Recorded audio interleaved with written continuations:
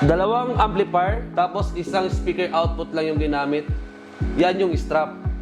So magdi-demo tayo ngayon kung paano mag-strap ng dalawang amplifier. Let's go!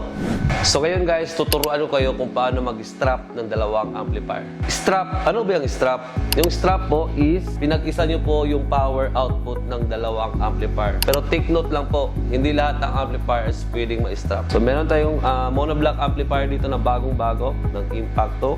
Yung ating SMC 2021D monoblock amplifier na strappable po siya. Yung strappable po, sa madaling sabi po is, yung dalawang output power ng amplifier po is magiging isa. So meron tayong 2,000 watts na amplifier. So dalawa ito, magiging 4,000 watts na po yung output niya papunta sa ating mga speakers. So dito, gumamit tayo ng power supply na 100 ampere, 12 volts para po i-power itong dalawang monoblock amplifier natin at gumamit tayo ng 4 na mid-bass speaker para matest natin kung possible po talaga yung strap or strappable na isang amplifier. So, meron tayong voltage dito na 13.3 standby. So, first, yung gagawin nyo po is make sure po yung isang amplifier is nakatutok po sa master selector po. Tapos yung isa naman is magiging slave. So, ibig sabihin, kung ano yung tuning mo dito sa master na amplifier, yan yung papasok dito sa slave. So, same lang po sila ng tunog at same lang po sila ng level ng gain. So, dapat hindi po yan magkabaliktad.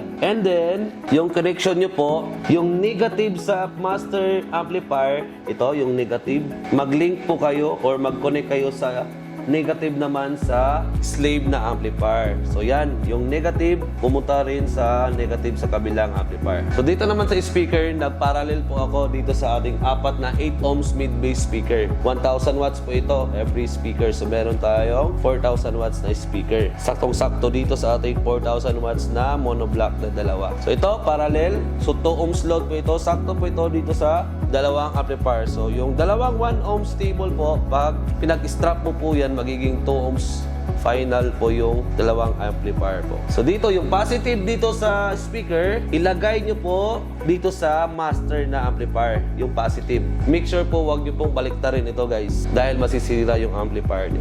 And then yung negative naman is papunta sa ating slave na amplifier. So ibalik natin guys, yung positive galing sa speaker, papunta po sa master amplifier. Yung negative naman, papunta sa slave na amplifier. So, punta naman tayo dito sa audio.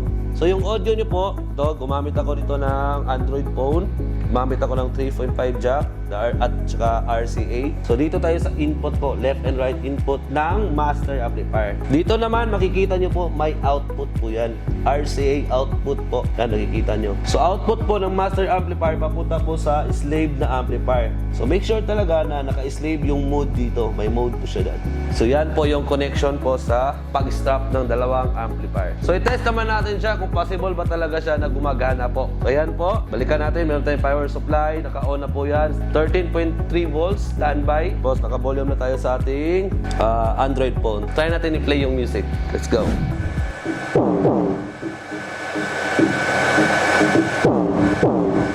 Yan. Nakikita nyo sabay yung 4 na amplifier gumalaw.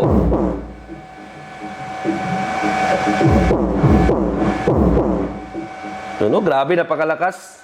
4,000 watts po yan.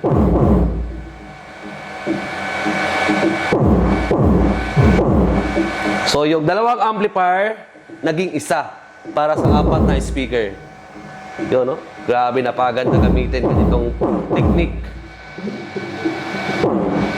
So, ayan guys. Balikan ko lang po, hindi po lahat ng amplifier pwedeng ma-strap. Nakadepende yan kung strappable amplifier yung binili mo. Sana po nakatulong yung video ito, lalo na sa hindi pa alam kung paano mag-strap ng amplifier. Kita-kits tayo sa next video ko. Maraming salamat mga ka-sounds.